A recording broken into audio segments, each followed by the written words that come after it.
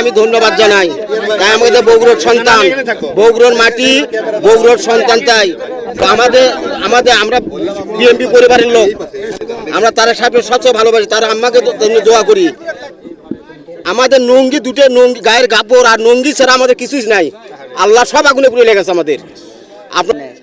আমি কারিগরি লোক, খালেদার লোক, আমরা বগুড়ার লোক, আমরা হ্যাঁ আমরা দোয়া করি যেন সুস্থ থাকে। আপনারা জানেন 2 সেপ্টেম্বর এখানে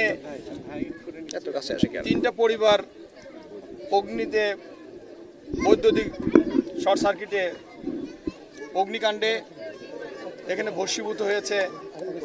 আপনারা শুনলেন একজন ফ্যামিলির কথা। উনি বললেন যে আমরা শুধু পরনের কাপড় ছাড়া কিছুই নিতে পারিনি, সব পুড়ে ভস্মীভূত হয়ে গেছে। এখানে এই সংবাদটা অনলাইনে প্রচার হওয়ার পরে আমাদের প্রিয় নেতা, এই অঞ্চলের কৃতি সন্তান জনাব তারেক রহমান এই ফুটেজ দেখে এবং সঙ্গে সঙ্গেই আমরা বিএনপি পরিবারের সদস্যদের উনি এই নিউজটা দিয়ে বলেন যে আমরা যেন এখানে সহানুভূতি জানাতে আসি, এবং সহানুভূতি জানালাম, কুশল বিনিময় করলাম, সাহস দিলাম এবং তারা ইনশাল্লাহ ঘুরে দাঁড়াবে এই আশাবাদ ব্যক্ত করছি।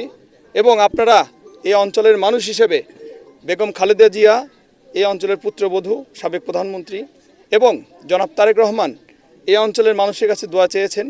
আপনারা তার জন্য দোয়া করবেন, সে ইনশাল্লাহ অচিরে ফিরে আসবে।